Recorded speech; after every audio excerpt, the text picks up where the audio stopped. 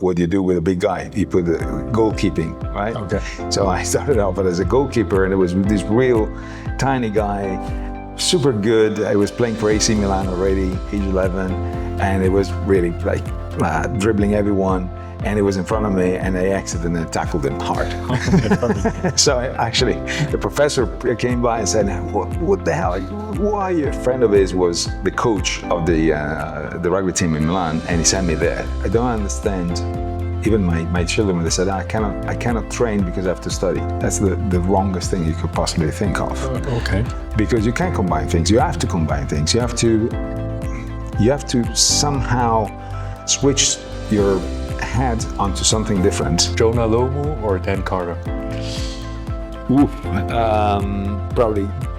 I played against John Alomu twice actually. You're also one of the first non-Chinese people to speak Chinese at that time. Yeah, that was a big advantage, I have to say. I was actually, it was kind of fun because no one would expect you to speak Chinese.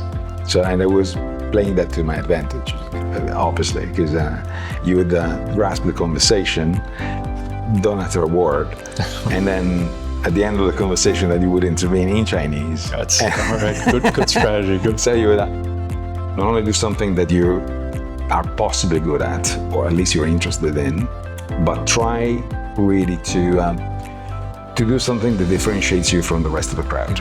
Just go very humbly and say, well, I'm here to learn, I'm here to contribute, I'm here to help and support, and people understand that, and then they naturally helpful. I didn't have a fashion background at all, so let's say that the entry point was business. Okay. Was really, so strictly business. But then obviously you have to understand more. My learning was really on the job in that. So obviously you apply all kind of science, all kind of knowledge, all kind of notions that you have. But then in reality is a practical approach. What we've been really working was, okay, let's reestablish the panache of the brand. Let's really reestablish the reason why Cavalli is Cavalli. So about the party, about the dresses, about the opulence, about the in-your-face, the boldness, the unapologetic look. Because you don't need to ask permission. Well, Cavalli started with prints, and we have about 3 million prints. 3 million. And some of them are still on floppy disks. Okay, all right. Some of them are on CD-ROMs. Some of them on paper. What does a day of a CEO look like? I mean, how do you work 7 days a week? Do you work, tomorrow you're going to fly to Dubai? Well, in a way, you never really stop. Okay. So there's not such a thing as stopping you, because you always have to think of things, and then there's always the email, the call, the WhatsApp, the whatever. Brian O'Driscoll or Paul O'Connell? I loved both. Okay. I loved them both. I mean, having lived in Ireland more than anything. In this case, I would pick.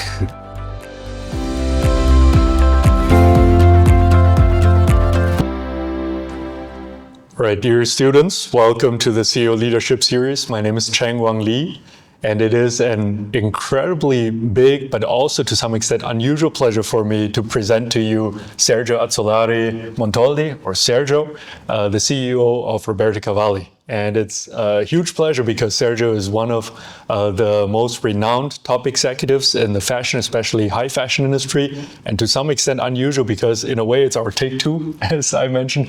Sergio visited us already, but to be fair, we messed up the sound a little bit. So nevertheless, his life, and we'll hear more about it today.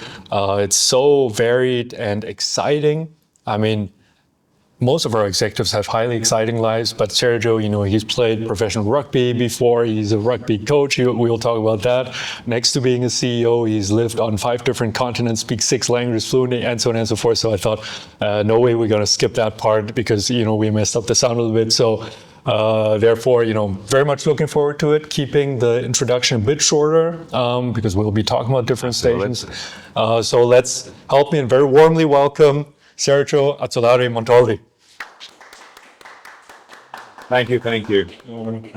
Again, it's a honor and a privilege to be a part of the series, and it's always a great excuse to see you again and have a chat. So it's more than welcome to take a take two. Well, briefly about me. Well, I try to be concise, and people ask me how many lives have I lived. So let's really dive into it. I was born on Lake Como because my mom decided to, because my parents were based out of Trinidad and Tobago in the Caribbean, and knowing my mom, she must have seen the hospital and said, not here. So my traveling days really started when I was 7 days old. So you flew the first time? Yes, my first flight was a BOAC flight from Italy to London, and London to Port of Spain. So I'm talking about many years ago. That was a bit of an adventure. So basically, I think that there was the baptism of fire in a way, or baptism of flight in this case. That's basically what influenced my life. So I don't have particular roots, even though I'm Italian. I'm still one of the few Milanese that I know. Okay. If I speak my language, my dialect, no one would understand, probably some French. So I've been traveling since. I went to live in the US when I was 5 years old, returned to Europe actually in Paris when I was 11. Started playing rugby when I returned to Europe. And rugby influenced a good part of my life as well, because actually the studies, or actually the university that I picked, was part of the reason,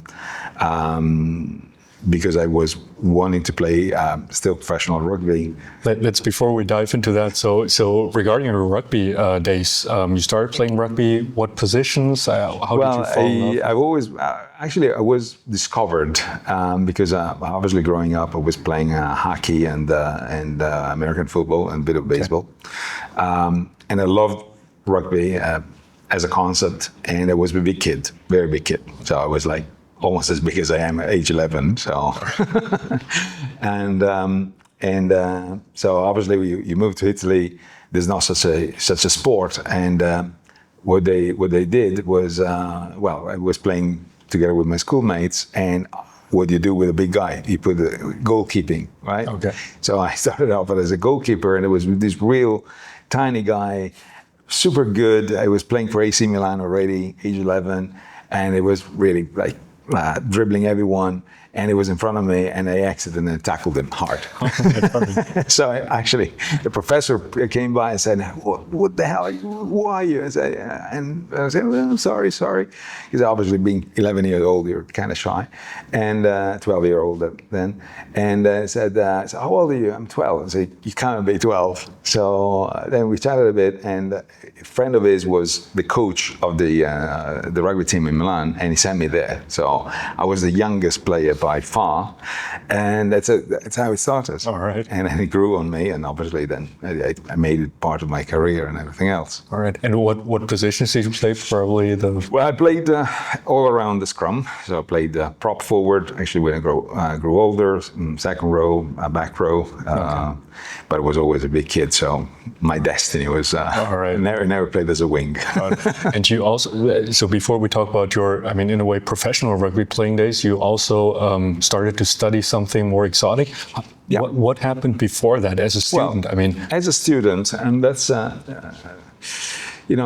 that's also what I tell my children, what I tell everyone.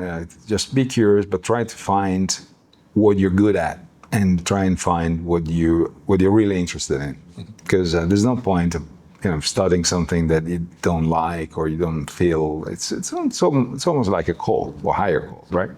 So I decided to study economics with a twist, because I was fortunate enough to go to China when I was 6 years old, and Mao Zedong was still alive. Everyone was wearing green or blue. And I went there with my mom and my father, because my father back then was attached to a mission. He used to work for Shell Oil Company. So the period of the Seven Sisters, and so they were going, and they were starting opening up talks with China for oil extraction and all that. So we were part of the delegation, and so I kind of loved the idea of something so exotic, so different back then.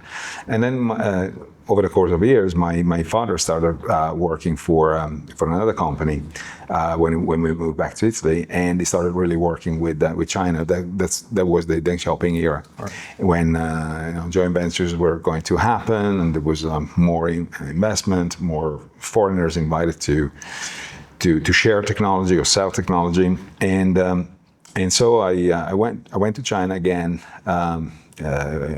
when I was 18, and it kind of stuck on me. I said, well, here hardly anyone can speak English, let alone other languages. You could see that was back in '87, so it was still relatively hard to go to China and travel around. I was very fortunate because through my father's Guangxi relationships, I had a lot of opportunities to go visit. I went to Tibet. I went really around. We still was closed, and I discovered that hardly anyone could speak the language. Hardly anyone could actually deal directly. And I said, well, if I study economics and finance and I understand the business, but then I can speak the language as well, that would be an advantage. And late 80s, well, here in Italy, everyone was studying either law or economics in a more traditional sense, or medicine for that matter. And I said, well, I want to have a competitive advantage from day one. So what do I do? And that's how I said, okay, I want to study these. And the only university that was offering both programs was the University of Venice. So I said, okay, I can go play for a team, because most of the rugby teams, better rugby teams, are on northeastern Italy. So I said, okay, I can move there. Easy for me to get a sponsorship or a contract for a team. And I went out to live and play in Padua, commuting into Venice. Perfect. So you did both. You studied economics and Chinese, and you played rugby. And played rugby. And in the off season, because of the Southern Hemisphere, so I would leave. Well, I would give my exams for the year, then leave, go to the Southern Hemisphere, play rugby there until November. So play the entire season, return to Italy, and repeat. So for most people, it's busy enough studying well, especially two things. One, such exotic, but how did you deal with, stress or the load? Was it easy or? Yeah, obviously not easy, but I always consider sports. That's why I don't understand. Even my children, when they said, I cannot train because I have to study. That's the wrongest thing you could possibly think of. Okay. Because you can't combine things. You have to combine things. You have to somehow switch your head onto something different. All right. Then your stress levels go completely, they don't disappear, but they go in a completely different direction. Okay. And all of a sudden you're focused. So when you study, obviously you're dog tired. You can imagine after training in the mud and all that, the last thing you want is to look at a book. But then you say, yeah, that's okay. That's the end of my day. I can study. Okay. And actually you get so much more productive. All right. And that's to these days. That's also what I try to do. So like if I just work for the day and I go home and try to chill, you never really chill. So when they asked me to be the coach for Rugby Lugano, where I live now, I said, okay, sure, let's do it. And obviously schedule is nightmare. But yeah, somehow you manage it. All right, so rugby is still part of your life. Absolutely. And back then, so maybe to wrap up the rugby part, although it still is a part of your life. You're a big, strong guy, as you mentioned, even at the age of 11, 12. What were your best lifts back then? Did you do the bench presses, squats, deadlifts? I used to do. I have a pre-shoulder injury and after shoulder injury. So before I get injury, I was getting injured. Squatting was never a problem because you never really use your shoulders. But bench pressing, I think I got to 180. Whoa, 180 kilos. That's then after the injury was like serious weight. Yeah, but after the injury, probably maximum would have been 80, 85. Because Okay, all right. I dislocated my shoulder a number of times, and actually I was pulling it in myself more often than not. So like, All right. Well, I'm glad you're moving well today, and Yeah, well, everything's going well. I fake well. Let's say. No. And you're also one of the first non-Chinese people to speak Chinese at that time. Yeah, that was a big advantage, I have to say. I was actually, it was kind of fun because no one would expect you to speak Chinese. So, and I was playing that to my advantage, obviously, because you would grasp the conversation, don't utter a word, and then at the end of the conversation that you would intervene in Chinese. That's all right. Good strategy. Good. So you would shock moments, and then everything went well from afterwards. So yeah, there was a big perk. So that's something that I always tell students and my children. Not only do something that you are possibly good at, or at least you're interested in, but try really to do something that differentiates you from the rest of the crowd.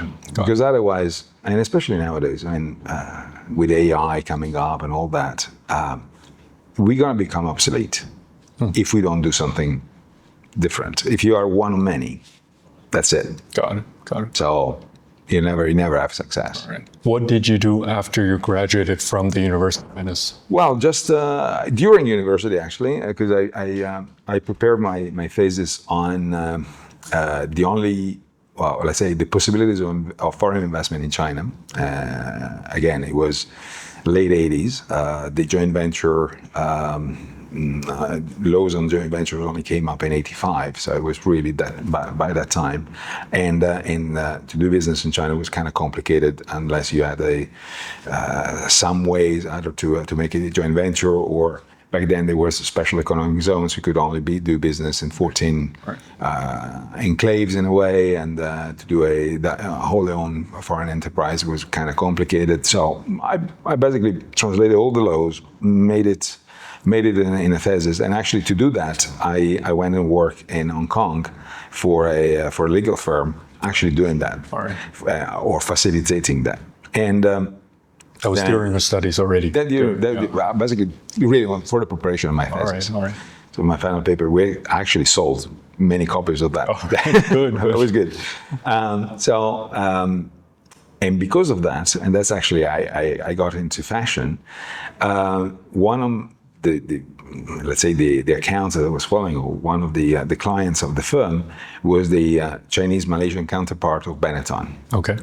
And Benetton wanted to establish a joint venture in China, and it was obviously sitting on the Chinese side of the table. So when the Italians came in, they saw me. Actually, a guy recognized me from my playing days. He said, "What are you doing there?" He said, "Yeah, I work for the Chinese side." That's kind of the. So, long story short, I ended up folding jumpers in Taiwan a couple of months later as part of my induction into Benetton, and that, so my first step into fashion really started there. What did you do there? Were you just expanding their international business? Basically it was like open field. We had to really think 92. Fashion was, there was not such a thing as a global market. Everything was kind of local, but then brands were starting to become more and more international. Even luxury back then was not really what it is today. And so to do business locally, you had to think locally. So my initial job was to say, okay, take Benetton, bring it into Asia, expanding as much as you can. And so I was the youngest area manager of Benetton back then. And I personally opened 542 stores. Okay, during that time. Very good. Spanning from Pakistan to New Zealand. Okay, wow. So there was a lot of traveling, a lot of talking, because everything was through franchisees. So it was not even direct. And to open a direct shop is, if you have money, resources, a bit of understanding, relatively easy, I'd say, to convince other people to open a store for you, and manage the relationship, manage the customer, and all that was not. Sergio, how did you learn about the business of fashion? Because you did not have a fashion background. No, I right? didn't have a fashion background at all. So let's say that the entry point was business. Okay. It was really so strictly business. But then obviously you have to understand more. And again, that's part of the curiosity that you have to have. So you are basically selling something, a concept or an idea or a brand or a product. You want to understand what's behind that. So in order to facilitate the conversation, but also to demonstrate how that can work, because in business, like in life, you have to try to make as a win-win situation as possible. So the more you understand, and the more you understand the predicament of the franchisee, and the closer you get, and the better help and support you can give, the more they flourish, and by flourishing, then you can be more proactive and expand more. So my learning was really on the job in that. So obviously you apply all kind of science, all kind of knowledge, all kind of notions that you have, but then in reality is a practical approach. But then you are in fashion business, so you understand what you're selling, what are the lead times, and so on and so forth. So, and then especially setting up a joint venture, you have to be a bit of a jack of all trades, because you have to understand what is production, and then by learning what is production, you learn the time and methods and the cost and the cost per minute and materials and all that. So it's a crash course into life in a way. And that helped me a lot. Okay. Right time, probably. Right place for sure. Because now everything is kind of more accessible. But imagine 92, 93, China, Italy v. China, or Italy v. Asia was very, very like a quantum leap. I can imagine, yeah. And let's talk about, you being the youngest area manager, I can imagine some people might look at it in a way like, is he too young? Or some people might be jealous. Absolutely. Big time. Yeah. What happened? How'd you deal with such a... Obviously, you have to... It's like, again, that's also like on a rugby pitch. You're expected to perform, and you have always opponents, and sometimes teammates. Some teammates may be skeptical. I was one of the youngest players in first division in Italy, for example. Right. Same thing. So you say, well, still young, maybe he's inexperienced, this and that. So you have to maybe work 200%, use more effort, try to mingle more, try to understand more, be humble, always. Not like, if you're in and saying, well, I'm the youngest, and you brag about it, it's wrong. Don't do it. Yeah. All right. Just go very humbly and say, well, I'm here to learn, I'm here to contribute, I'm here to help and support, and people understand that, and then they naturally helpful. Okay. But the moment, obviously, you try to be a little bit more than what you are, then that's the end of it. And that's also what I learned years later when I returned to Italy, because my career really started in Asia. So I was based in Hong Kong for a number of years, and then I returned to Italy, and I was the youngest director of a company, a big company as well, by far the youngest. I was 31, and the youngest was 44. The next one was 44. Yeah. All right, that's a big gap. That's a big. So people would look at me like that. Are you the son of someone? I don't know. I work here. But again, you go in humbly and contributing to. That's why I love to work with the younger generations, because they can contribute a lot. So you can contribute to their formation. You can contribute a lot to their experience. You have a bit of knowledge, sometimes more wisdom than knowledge, that you can impart. But at the same time, they may see things in a different, or at least in a different light, and that helps a lot, because then you're willing to learn. So obviously you have to open up your mind a bit, and because that's also my experience. So if you go in humbly and willing to learn, and you contribute a little bit from your own experience or from your own point of view, all of a sudden you open up a conversation, and the moment you open up the conversation, then you're welcome. All right, makes sense. And you mentioned you went back to Italy, so can you tell us a little bit about well, I was having the time of my life in Hong Kong. Then my then girlfriend said, okay, I'm gonna leave. I'm gonna go to Japan unless we go back to Italy and get married.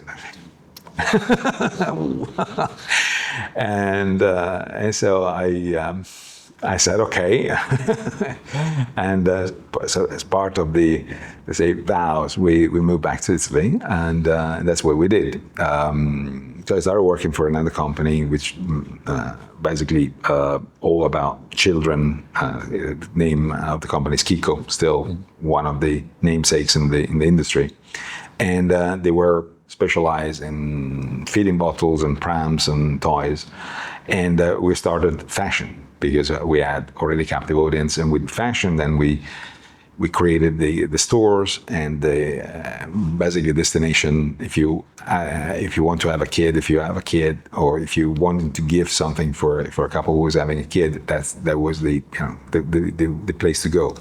And so we created that, and so I used my expertise that I acquired from Benetton, because 0-12 Benetton was very, very strong back then. So the kids wear, obviously in a much smaller niche, 0-4, 0-5 maximum, and that was quite successful. So it was really, really a nice thing, because obviously it was complementing the main lines of Kiko, and allowed us to go international quite strongly too. And so I used my expertise of foreign markets to do that, and at the same time learning about different markets that I never touched, like Europe at that time. And so that was a very interesting thing, that, you know, and the classic job that you say, I could stay forever, and that's the itchy feeling you have, and you start saying, what's next? What can I do bigger? And then so I went back to fashion, and it was a very, very fascinating little story again, because there was this company, there was a shoe company based in central Italy, named Fornarina. It used to be a very, very big name back in the days, and they were only making shoes, and so ladies' shoes, ladies' sneakers, really. So one of the first to do urban sneakers, not really, because sneakers back then it was only sports, so it was more lifestyle sneakers, and so we said, okay, we need to do something a little bit different here. And I got to know the owner. I said, well,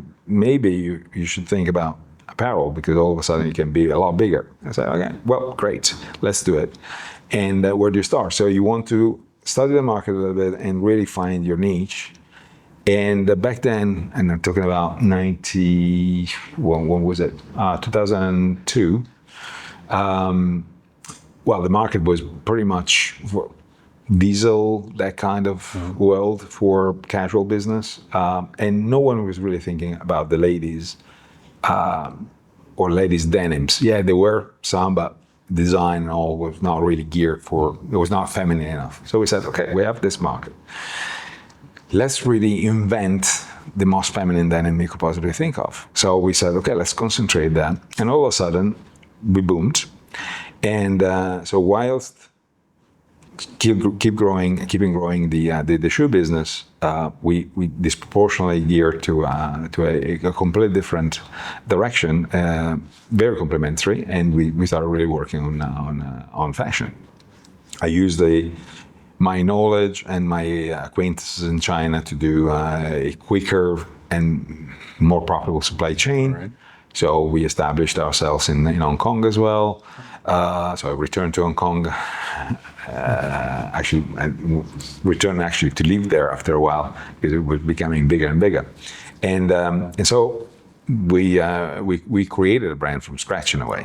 All right. So basically all, the women here, if you're loving your jeans and denim, you can thank Sergio for it, right? I mean, you're one of the. Basically, if anything, we created the demand of a more feminine denim. All right. Got it. That was not there to start with. All right. Or was there, but was only touched upon. So, I mean, denims were still your Levi's 501s, and in a different size, but nothing feminine about it. So we really said, okay, let's re-engineer it to make it a very, very feminine item. And so I spent a good 5 years there, and opened up in US, branches in the US, branches in Asia. Actually, a hub in Hong Kong Hong Kong, Guangzhou for sourcing, and for franchising again. So I returned to China again for a while. And then all of a sudden, that's the problem sometimes when you work with entrepreneurs. They think all of a sudden they can be a lot bigger without really working on fundamentals. So the ownership wanted to go listed. I said, we don't have yet the characteristic to go listed. Sure, we can get more money. Sure, we can do a lot more, but we're not ready as a structure. So I said, well, if you want to do this, okay, fine, your prerogative. I'm going to leave, and I left, and I went because at that time I really understood the business a lot better. I had a lot of knowledge in many different parts, but always on a premium fashion. So I really wanted to go a little bit more up market, understand with the luxury, because back then luxury was really starting to be more and more relevant. So I had the opportunity to join Missoni, which was still very family owned, and it was a very interesting opportunity because all of a sudden you are opening, or you're looking at opening in the better streets of the world, fewer shops, a lot more accurate, much smaller production, much more, let's say, attentive to the individual rather than to the masses, and that's really the gist of luxury versus premium fashion, because it's a lot more sophisticated. It's still the same thing, but there's a huge degree of sophistication more that you have to understand, and so it's not an easy transition. Right. And the rugs are still rugs, bags are still bags, fine, but there's more refinement there. And so I was, again, very fortunate because it was a time where Missoni was wanting to expand, and I used, again, my knowledge of various markets, and we opened beautiful shops in Beverly Hills, Ocean Rodeo Drive, in Malibu, in Doha, Qatar, in Dubai Mall, in London. And obviously, walking the best streets in the world, understanding what the competition would be, and so on and so forth. And then I got a very interesting call because apparently people heard about me, and I received a call from Luxottica. Okay. And Luxottica was already big, obviously, but was not a retailer by any shape or form. Was luxury, considered luxury by the investors, but nothing or luxury oriented except the product. And I was called in to say, well, they basically were wanting to go directly to consumer in a more meaningful way, because Luxottica back then was growing by acquiring companies or acquiring chains, and they had bought Sunglass Hut in the US.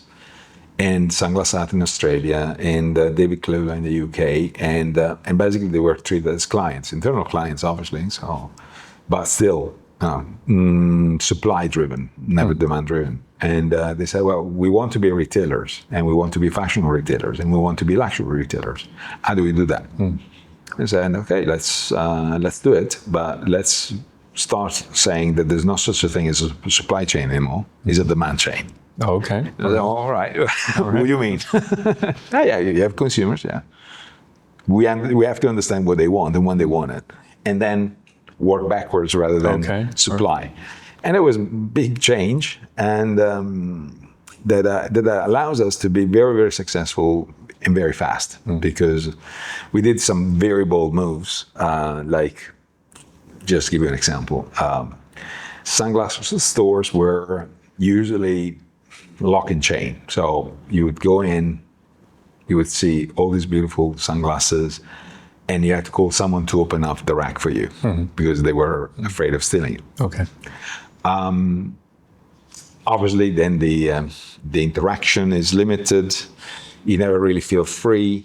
and also the propensity of purchase is very, very limited because you have to see something there and then you have to bother someone else. So, and people are naturally shy. And so it was very labor intensive, very bulky in a way. So we said, okay, let's open everything up. Let's come up with messages, things that you can come in. Let's put a strip of a mirror at eye level. So you go in, makes sense. pick it up, wear it, like it, don't like it, put it down, put another one. By doing this, obviously, we did have shrinkage, for sure. Shrinkage meaning people stealing. But it was so much outweighed by incremental sales.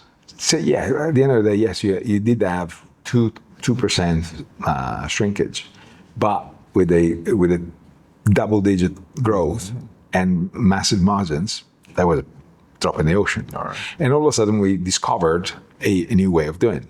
And so we starting from the Sunglass Huts, plural,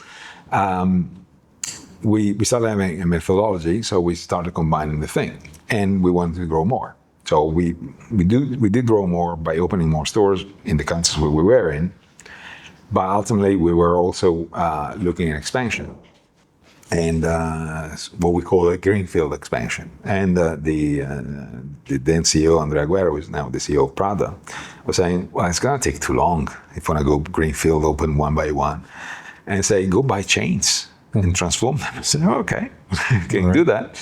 And so we embarked in a different journey again, saying, okay, let's identify chains. We know them because we're selling Ray-Ban and Oakley and all that to them already. Let's find the best prospects and transform them into Sunglass Hut. And so we identified things and said, and we said, okay, let's really start from one exercise. Then the moment it works, then we can do more. And so we identified two chains that were really competing against each other in Mexico. Mexico, because it was relatively close to the US, so seasonality would have been the same, so on and so forth. And so we said, okay, let's do that. So we did a double acquisitions and a merger and a change of name and change of systems, change of people, and basically everything in 6 months. 6 months, all right. And Sergio, you mentioned a few innovations that you brought in. You also, I don't know if that was during that time, stopped calling kind of clients, customers, patients, right? Yeah, that's the second part of my career in Luxottica, because after really growing disproportionately the business and so on, and having a ton of fun with that, Andrea was not very famous for paying any compliment and saying good job, right? So it was a Christmas party, and he approaches me and he said, "Well, you've done a good job." Right. So, oh wow, great. No, I'm not saying anything. I'm just saying you've done a good job. So much so now, you hold your ass to the US and do the same with optical. All right. It was a statement. That's not. I said, okay. So basically, I went to the US where the business, the retail business, optical business, was very, very big. It was a business that was only growing with basically a price increase. So not quantity, but price increase, and a very regular kind of consumer because of the insurances. So in the US, because of the insurance, every January you can go and have a different prescription, or you get the eye exam and so on.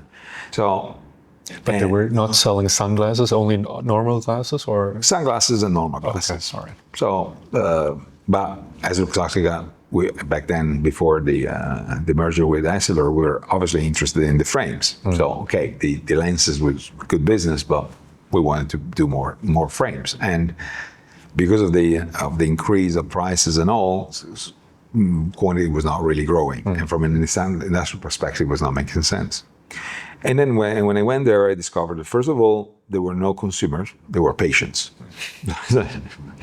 And just because I wear specs, I'm a patient all of a sudden, I'm ill, I'm sick, nah, I cannot be. So we said, okay, let's change the way also of marketing optical in a different way. So we said, people are coming in for new prescription lenses in January. How about we tell them new year, new you? So rather than having an appointment with an optician, we have, and we set up an appointment with a style advisor. All right. Yeah. So all of a sudden, you change the paradigm, saying the same things, change the paradigm, and all of a sudden you still sell your lenses, of course. And actually, then we did something different with the lenses as well. But all of a sudden, you're more interested in the frame and how you look, because ultimately, it's something you put on your face. So it's what people see. And it was a massive success because people started saying, "Oh, I need to look different. I need to revamp my image," and so on. And lenses then became an afterthought. Okay. And that's when the double whammy came up, because we said, okay, now let's simplify the world of lenses, because it's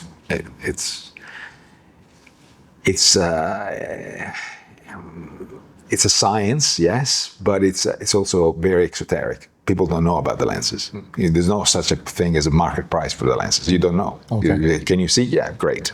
You cannot see, it's not a good lens. So, and then you get charged whatever amount, because basically you trust someone to tell you. So we said, okay, let's really transform that into something easier. So you want a good lens, a better lens, or the best lens? All right. So we start from good. All right. But obviously people always think there's always something better. All right. And basically there was, this degree of sophistication, and then obviously you want blue light resistance, this, that, and the other. And people traded up rather than down. Okay. Which is another natural thing to think of, right? So you pay a premium. That for us, it was extra margin at the end. You get a better frame. You have more reasons why to buy more, because you want different frames, because then you want to have also your sunglasses, this, that, and the other. And again, there was a hockey stick growth. I mean, I'm quite curious. I mean, those different paradigm shifts, whether it's unlocking the sunglasses to the public, even with some shrinkage, but then higher growth, or, moving from medical to style and so on, and different pricings and quality, etc. Do you remember how you came up with those innovations in a way? I mean, was it observing? Was it just? It's a lot of observation, a lot of personal reaction, or not personal, but reactions in general. Customer reactions, or customer reaction, people reaction, associate reaction, associates behaviors. I have to call in the patients. All right. Why? Yeah, all right. So because obviously in retail in the US, except the optometrists or the opticians, well, basically the sales stuff come from different worlds, and retail in the US is very consumer driven. So more often than not, you had people in the optical shops who were coming from fashion stores or this and the other. So for them, was really forced upon to call them patients. They didn't like it. So the moment you say, don't treat them like patients, treat them like customers. So it's great. So it was, the engagement was immediate. So obviously you have to do your research, but again, it all goes down to curiosity. So if you to what? Curiosity. Okay. So the more curious you are, the more questions you ask, and the more people you talk to, the more ideas come to fruition. Then, obviously, this is the art part. The science part is, what if I screw up, right? So we set up an amazing organization, basically within the company, a test and learn. So we every single idea that came to mind, let's do a test versus base versus control. Okay. So every single thing that we did, we took a small subset of stores. We have 1,100 stores, so it's quite a large number. And obviously, if you want to change everything across the board, not only is it expensive, but if it doesn't work, your head is chopped. So we said, okay, let's take a subset of stores which are diversified enough. Let's take similar stores against those, and let's check against base. Got it.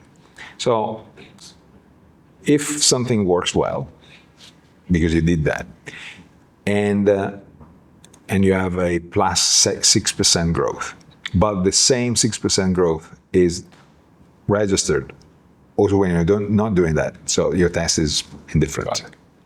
Or if you're doing something there that is not replicated in your control stores, but then is the basis, then it's not relevant.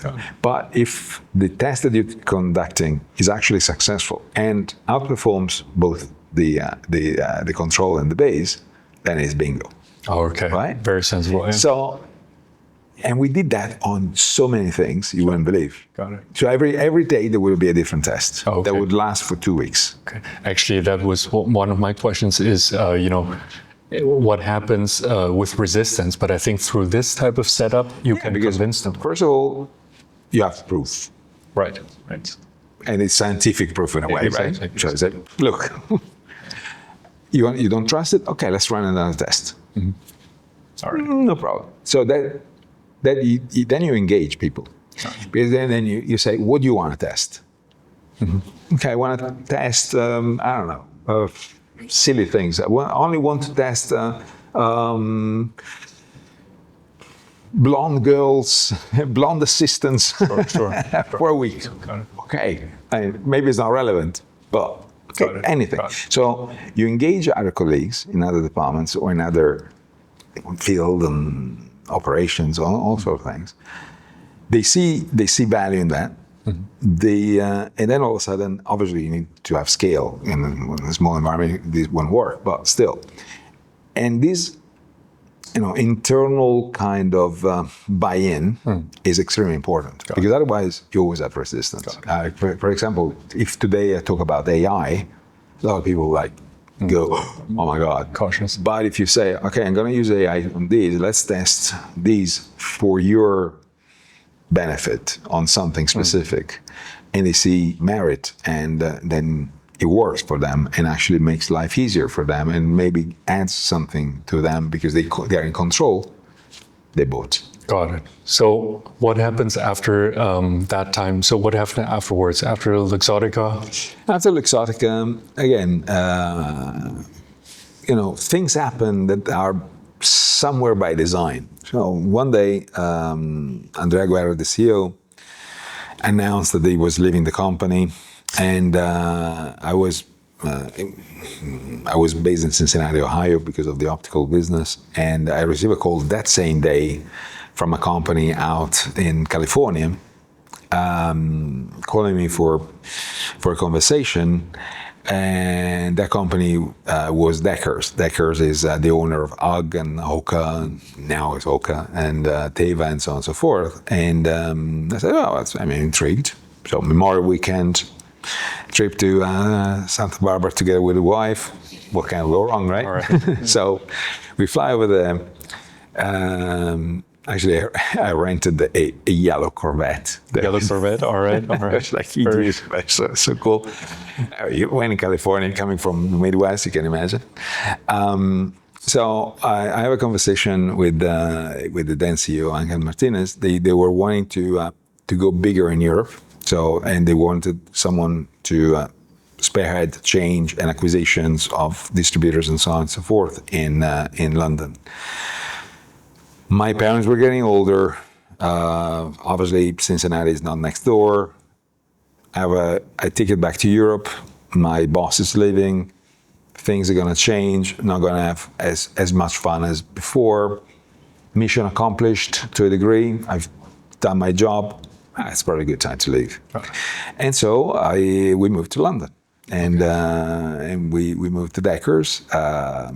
And when at Deckers, there was a big project coming up. Not big, size-wise small. There was this potential acquisition of Hoka, this footwear, very technical, very for running, very specific, very ugly from a design perspective and from a look perspective, design-wise, from a technology perspective, amazing, oversized running, so basically running on cushions, on pillows, really. And the owner, fantastic, like mad scientist kind of guy. Right. Wanted to sell to an American company, and the Americans obviously were wanting to explore that. So they needed someone who could be European and understand the mentality a bit, Right. whilst translating the opportunity to the board in the US, because listed company and all. So, long story short, we bought the company whilst growing UGG and acquiring distribution, doing things ourselves, and so on and so forth. And we acquired for a very, very small, beautiful sum. And now it's, we bought it 22 million. Now it's, market cap is about 6 billion. All right, a little insignificant growth, I would say, and it's a minor growth. So it was a massive, massive thing. And so I had a lot of fun. How did you achieve that? I mean, do you have like one or two things that you did to have that? Yeah, but well, first of all, to understand the market, to understand the opportunity, and really how do you fight the big guys? Because you're going into a world that is basically the dominion of the big Nikes, Adidas, and and if you want to go specifically, you have brands like Brooks, and you have brands like ASICS. So you have experts who've been there for years, and to establish a new brand, how do you do that? So we said, okay, do we have the money to do that? Yeah, we could have the money to do that, but how much would it take to become bigger and bigger and bigger? So we said, okay, let's take a different angle. And we went to the runners. Okay. So I do go to the runners. So it's, okay, let me study a bit. So a lot of people were going running, obviously, in the parks in London and so on and so forth. I say, okay, they go this time of the day. Okay, fine. Good. Okay, let's establish a little kiosk, 6:30 in the morning. Okay. Every runner that passes by, we stop. And we ask them if they want to try a different shoe. Okay, all right. So yeah, stop. Here, wear this. The competitive advantage of that shoe is a lot lighter, super cushioning, super, I mean, like really running on air, right? And people were bought. They say, wow, it's amazing. Where can I buy it? No, you cannot buy it. Because we design scarcity from day zero. But Right. no, you cannot have it because it's not in market. So people were calling their shoe stores and all saying, I need a pair of Hokas. I don't have Hokas. What's Hoka? So they were calling us to have those Hokas. I said, who are you? So we played, for a few weeks really. And I kind of said to you, no, I'm sorry. Already? Not qualified enough. And all of a sudden, there's a huge demand, an offer. Okay. So, and then we said, okay, now let's go with the offer. All right. Bit by bit.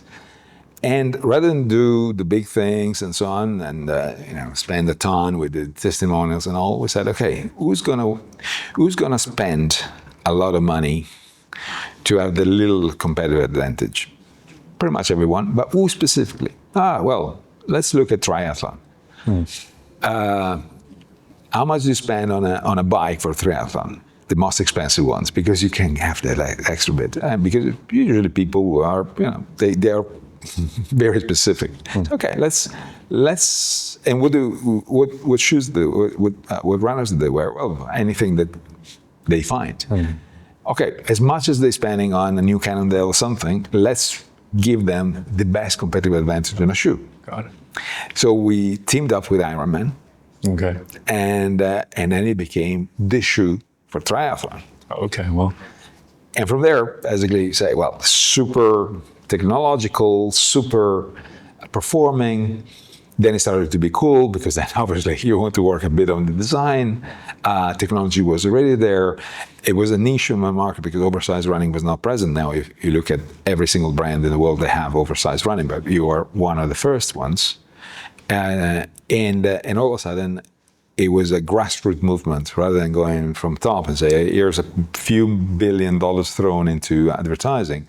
Let's really start from the runners asking for them.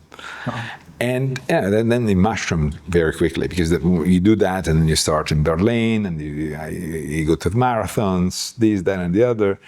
And it was very, very interesting, actually. Very intelligent, very demand, like kind of like the demand. Yeah, in a way, right? yeah, in a way, yes. In a way, still, you always start from the public, the general public, and you work backwards. All right. And after that, so what happened? When I talk about that, about things that happen in my life, everything is kind of fun. There's always a funny twist to a degree, right? So one day, my parents were here in Milan. One day I received a call from someone I knew who wanted me to meet the Della Valle brothers. The Della Valle brothers are the owners of Tod's. Okay. Tod's, big name. I mean, if you're in the shoe business, it's a namesake here in Italy, especially pretty much everywhere. And it's a great honor. You're invited for lunch in Milan on a Saturday. Well, good opportunity. Let me fly to Milan. Gonna have lunch. Gonna see my parents. Return to London. Fantastic. I go there, and they ask me about this brand Hogan, and they say, well, it used to be good.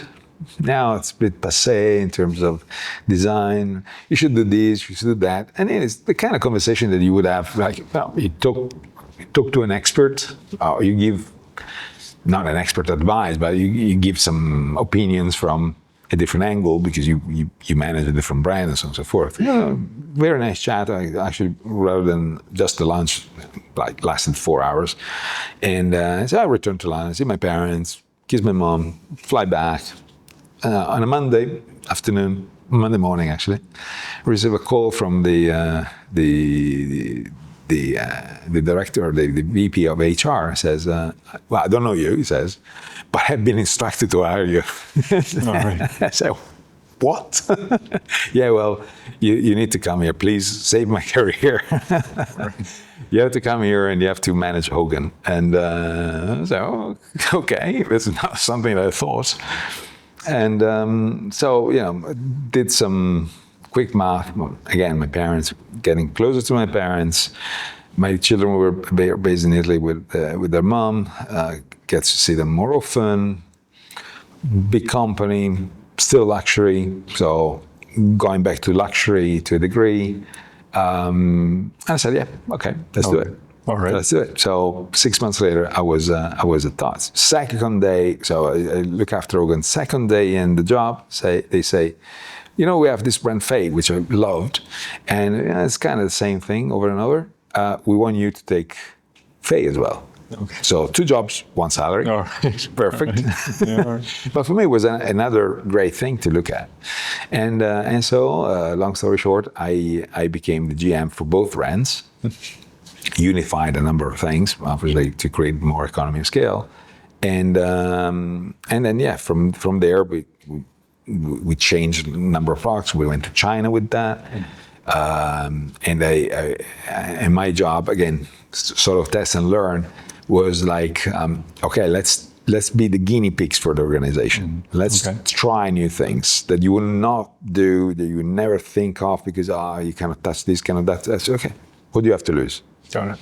I mean, and Hogan was the cash cow for the group anyway. So let's try things. Let's cut costs here and there. Let's do interesting stuff and see how it goes. And then actually we entered China. We were the first ones to use Chinese ambassadors.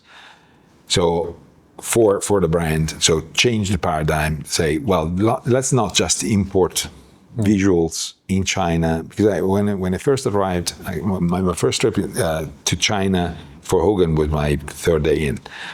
I fly in, in Shanghai, and I see all these billboards of Hogan with 2 beautiful foreigners and the Hogan on it.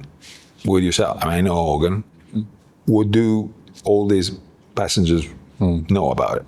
They see a couple. They obviously have sneakers, but their attention is not on the sneakers. Their attention is on them, and they're wearing black. Why are you selling? All right. So we said, no, let's do something different here. So let's start using Chinese ambassadors. Let's start talking to people directly, and let's find who's best, who's next, who's really the talent that people look up to, and let's start using them. And it was so successful then the other brands of the group, so Tod's and Roger Vivier, changes paradigm as well. Okay. So again, it's observation first, but in a way, it's also trying to understand what you really want to do. Okay. And then spearheading some initiatives. And spearheading initiatives, and again, try to mitigate the costs, mitigate the risk by definition. How do you mitigate costs in the fashion business? Is it economies of scale? Is it negotiation? Sometimes it's economy of scale. Sometimes it's very much the engagement. Okay. So it's very personal. It gets to when you choose, even when you choose influencers and all. You either have a lot of money and you afford anyone, but then you're phony, you're kind of fake. Or you say, well, that person really incarnates what I want to portray. And then you start talking in a different level. So you engage them more deeply in a way. Because you really say, well, I like you because you have that style. Can you tell me, what can I do for you to wear my product, to be my product, to be my testimonial, to be my ambassador? And that it really starts from there. Okay. Much more authentic, all right. It has to be authentic, because otherwise it's just a money game. So of course you can have a lot of money and spend on, but then is the perception real, or is just another gimmicky kind of situation? So you have to be very, very real. Got it. After that phase, what happened then? What happened then? Doing a great job, happy, shareholders happy, and so on and so forth. Then that was probably my first day of asking what would I do next. Never been a CEO. I've been a CEO from a smaller company. Can I be a CEO for a larger company? Do I want to stretch my legs a little bit further? And I went to D-Squared to be the CEO of D-Squared. First CEO in many, many years. Very different situation, based on licenses mainly. Big potential, quite complicated streetwear, and a little bit different with a twist, and again, something really to build. The problem there was what I encountered was probably not resistance, but really ignorance on what you want to be, what you want to do. Because you have a good brand, you have a good business, it can be a lot bigger. What do you want next? Do you want to sell the company? Do you want to become bigger? You want to invest more? Unfortunately, the brothers were not really thinking, or they didn't want to think what could have been. And so I said, in that case, you don't need a CEO. Okay. Quite honestly. Okay. Because if you need a CEO to manage things, then you don't need a CEO. You just need a general manager. All right. If you need someone who's bringing you to another level, or who's trying to give you a different, more complex situation or complex business, then you would need a CEO. Got it.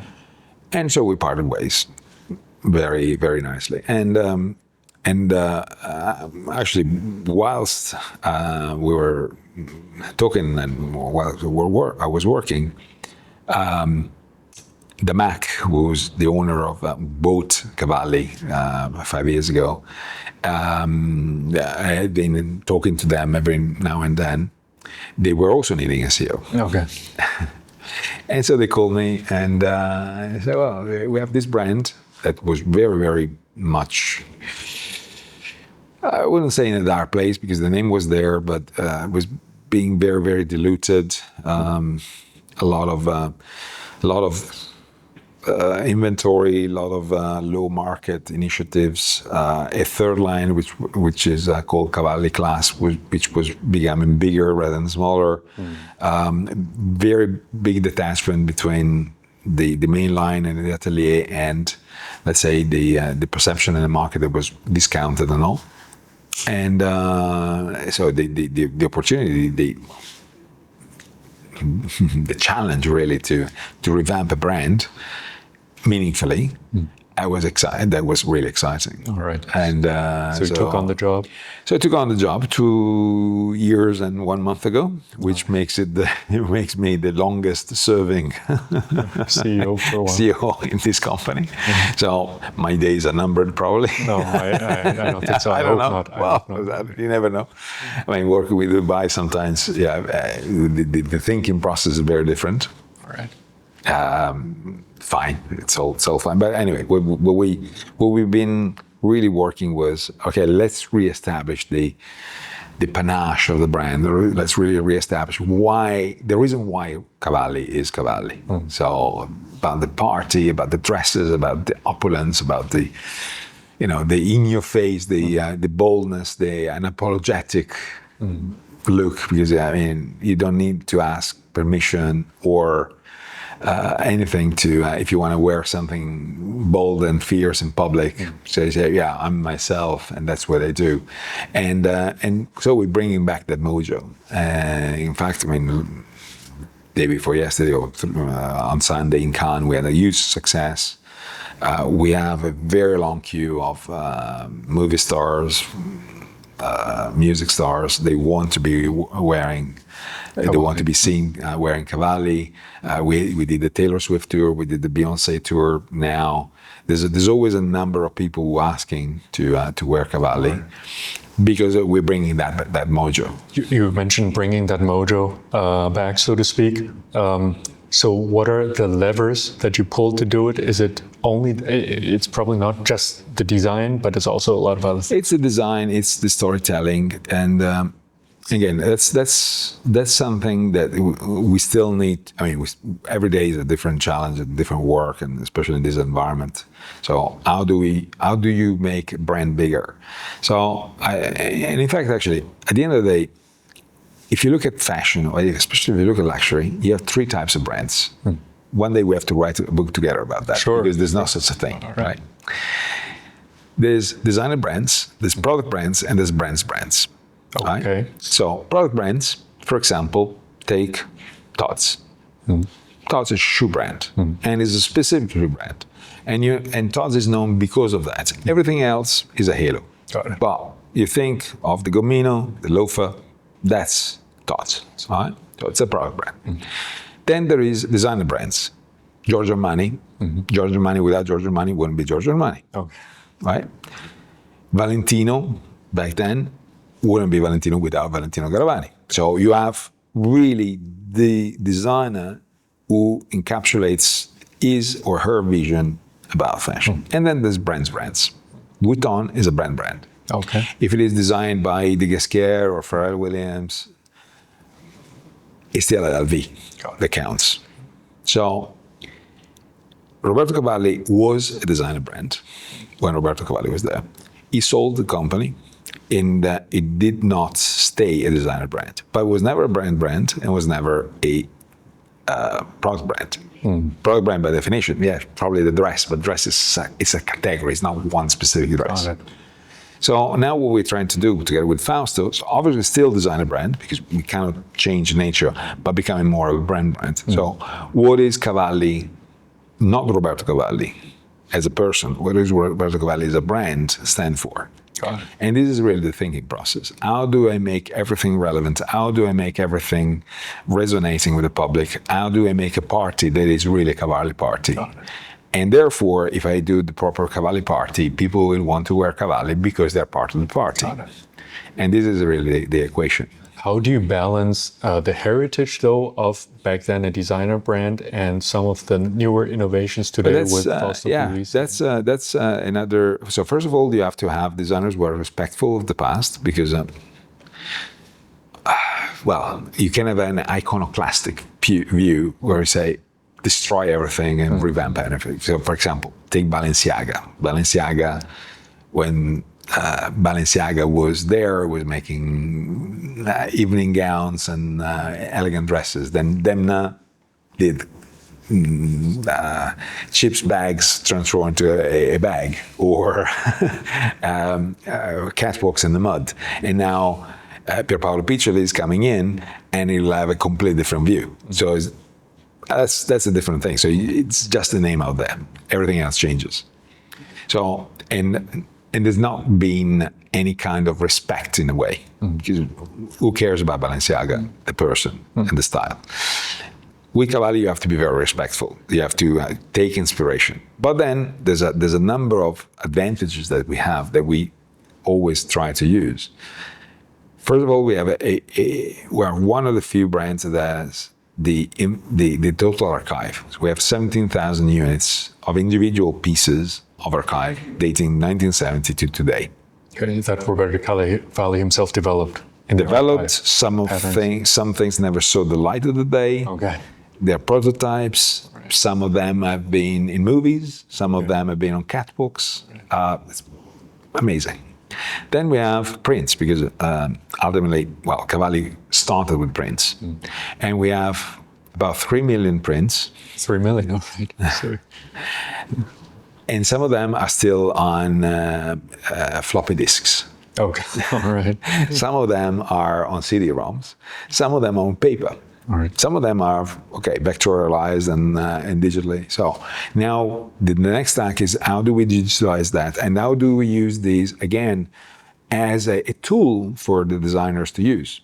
Rather than go through and find the thing because they saw it sometime and among 17,000 units, it's not that easy. But how do you meta tag every single aspect of every single item that you take a picture of and then you digitalize? So that when Fausto will look for butterflies on a voile, it'll be given a number of things through AI, and then it will be able to play with that and put rather than taking a pencil, using AI, it may be able to design something new that then needs to be designed, of course. So AI will never substitute the man. Got it. But the driving process would be very, very much facilitated, and that's really the future. Got it. All right. So you're quite technologically kind of advanced already. Bringing you have to because that's actually one of the not only the trends but also the threats, but also the opportunities. Got it. As CEO, you seem to be quite attuned and involved in some of the designs. It sounds like it, or are you talking about it right now? But then is Fausto Pugliese really doing mostly the design? You're doing the business model. Yeah, but let's really. We have a bit of a division responsibility, of course, but that's normal. I will never be able to design, but we have to be in tune. That's also the secret sauce, because if you understand what he wants to convey and if he understands what we're trying to achieve, then the matching is easy. Then it's easy to say, okay, I want to go in this direction. I want to talk to that particular consumer.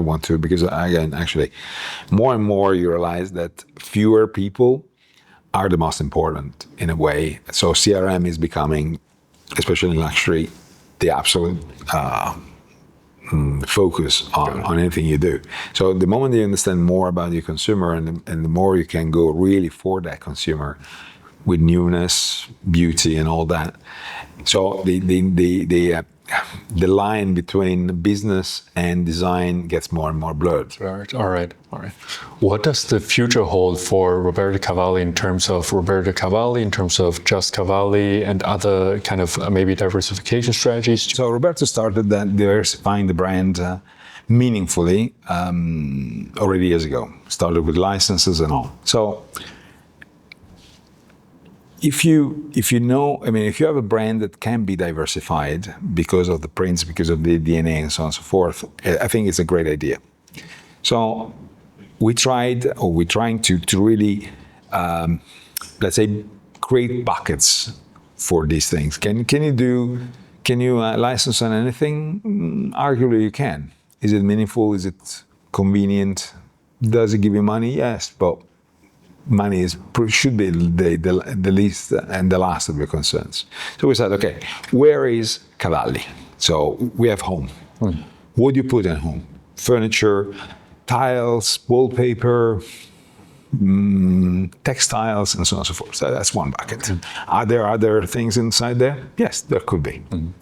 Then you have the person. What do? You wear eyewear, easy enough. Fragrances in it is enough. What are the next steps? Well, there's makeup. There's longevity. Longevity is one of the biggest strengths. Okay. Yes, not only the creams, but all the treatments and everything else. And if you talk into a high net worth individual, he or she will want to look fresh, at least, right? Sure. So that's another direction. Do we have that yet? No, but it's a possibility. And then you have travel. What do you do when you travel? Well, you go to hotels, and here you have hotel amenities. So you have touch points. The soap in your shower smells good, looks good. It's nice packaging. It's Roberto Cavalli. It's great. Then you have the airline amenities. You're flying business class or first class. You're giving a pouch, something that you want to leave on the plane or something you want to keep. The most luxurious and the best, obviously, want to take home, and that's another direction. Are there other directions in that respect? Yeah, probably. There's hotellerie. There's a number of things you can do, and our principles are in real estate. So with real estate, well, the building, the houses, the villas, all that. All right, So quite a nice diversification is absolutely not only a good source of revenues, but also a very, very strategic kind of direction, because it's the number of touch points. Unless those touch points are not working in sync, or if those brand extensions give you bad reputation, for example, shall we do school stationery? Maybe not. Okay. For 6 years old. Sure. Not really. It's not really relevant. Can we do that with Just Cavalli, for example? Yeah, maybe we could, because we have Just Cavalli Junior. It can be a lot more for that. Would you do for Roberto Cavalli for primary school children? Maybe not. So you have to be very consistent and very specific. Otherwise you have brands like Pierre Cardin, for example, and you see Pierre Cardin on anything. And then what is the value of it? It's a bit diluted and so on. Very diluted. All right. And I assume those strategic directions, portfolio diversification, is certainly something that a CEO does, except for signing all the papers that we just saw. Yeah. So what does a day of a CEO look like? I mean, do you work 7 days a week? Do you work, tomorrow you're going to fly to Dubai? Well, in a way, you never really stop. Okay. So there's not such a thing as stopping, because you always have to think of things, and then there's always the email, the call, the WhatsApp, the whatever. Sorry for keep writing it. WhatsApp. No, absolutely. That's you back it again in a pleasant conversation, pleasant WhatsApps, unpleasant WhatsApps. So the day is very much, well, it's a very diverse day. Every day is a different day. Honestly, that's also where, again, going back to rugby, that's where it becomes again important to carve out your own time. But it's not just your own time. It's a moment where you have to really think and dedicate yourself to something different, and that can be a hobby, can be anything, but something that really takes away the stress, so that then it's a sort of reset. Okay. So, like last night, I was on the pitch training the team. This morning, I was driving to Milan. Tomorrow, I'm going to Dubai. Apparently, if you don't have those switches, then the burnout is really easy. I know a lot of people get burned out. I know a lot of CEOs who struggle in their position. I understand the struggles. I mean, I struggle in my position. It's normal, it's human. But how do you cope with that? How do you keep yourself sane? Sometimes that's the trick. Got it. And you also have that, I guess, rule for yourself. You try to learn something every day, right? So you read a little bit. It's a must. I mean, I literally cannot sleep if I haven't learned something new. All right. And it could be very trivial. I mean, it could be really the silliest of things. Got it. Like yesterday. Last night. Just to give you the freshest thing. I was wanting to understand if the Hucall system in China is still active. Okay.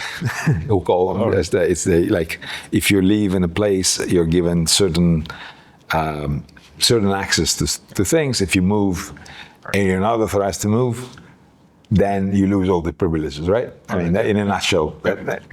And so, because I remember the Hukou system years ago, and the night after training, after a long day and everything, I said, is it still on? All right. So you start and you use ChatGPT, and then obviously you don't want to just have one source, and you start looking around, and then you ask ChatGPT for good sources, and you read snippets here and there, and then your wife at 3 a.m. asks you, "Are you going to leave?" yeah, just one more thing, and it's like, and is it relevant for my work? No. Okay. Is it relevant for my sport? No. Okay. Is it relevant for myself? Absolutely. Okay. I've learned something more. All right. Sounds good to manage kind of the pressure that comes with the job, certainly at such a position. So yeah. Sergio, let's talk. Let's go over some quickfire questions. Sure. To speak, right? Some are quite personal. Let's start perhaps with what type of food do you like to eat? Very eclectic. Okay. I like my jiaozi. I like my pizza. I like my steaks. Okay. My time in Argentina was amazing because I played rugby there. I'm pretty eclectic, but kind of boring in a way because I mean, the more I know things because I try, the more I'm specific. Sure. So it's actually funny because everyone, when I go to ethnic restaurants or travel the world, and I'm with friends, I get to pick the menu because you know everything, right. And you know what you may like, so you choose. Right. Even in China, they ask me to to choose from the menu, so it's a good sign or a bad sign. I don't know. Do you have a place that you feel like home? I mean, of course, like you said, you're Italian, but you lived everywhere basically. I actually it's an artificial home now in a way because I chose one place in the hills not far from here, in Italy, about an hour from here. It's a place where I have no neighbors. It's on a river. Okay. I own a hill, and I bought some fields to grow lavender. Okay. Okay. So my wife has a lavender field. Nice color. Yeah. Beautiful color, beautiful smell. And I designed the house. I designed the furniture. I designed the entire thing. Wow. And so it's an artificial home because it was not there. So I created my safe haven. It's called the haven, actually. Okay. I called it the haven. So every single thing, and that's why it's never finished, because I go there and say, that'd be cool, right? Right. And so and that's where I store all my books. Okay. And I store all my wine. All right. And it's really the place. I mean, my dogs loves it because we have a pool. That again, something that I've been called funny names because I have this hill, and where do they want to build the pool? Obviously on top. So flatten the hill, build it because I have beautiful scenery. All right. And no neighbors. So it's all these things that again are part knowledge, part curiosity, part learning, and you want to learn new things. And sometimes you not only academic, but sometimes even practical. So do you know how to chop a tree? And say, I can get I can understand how to do it. Can you actually do it? All right. So you have to learn how to do it. Got it. And so that's my home. All right. That's what I call home. All right. And in your home or haven, what type of music do you listen to, or outside? Well, I when I travel, when I move from A to B, I always use my earphones. Very eclectic, actually. Okay. Actually, it's funny because Spotify cannot really place me in a bucket. So, the Discover Weekly playlist. It's always so diverse week after week because they never really can pick what I like. It's again, it's very eclectic. I can't really put a finger on because sometimes you have periods of life you like, I don't know, you like Mozart for a while, but then you have a mental association that you hear this tune and then reminds you of something else, and all of a sudden you listen to heavy metal. Diametrically opposite. So this is really my choice in playlists. Got it. All right. And hobbies, you seem to have quite different ones, including rugby and so on. So since you're a rugby coach, let me throw out a few names, rugby players, and you just name one. All right. So that Jonah Lomu or Dan Carter. Oof. Probably. I played against Jonah Lomu twice actually. Right. Never played against Dan Carter. I think Dan Carter, amazing player. Who made the biggest revolution in rugby was Jonah Lomu. Okay. Because winger, massive winger who can run fast and destroy opponents. So I would say Jonah Lomu because of his contribution to the game. Okay. Johnny Wilkinson or Martin Johnson?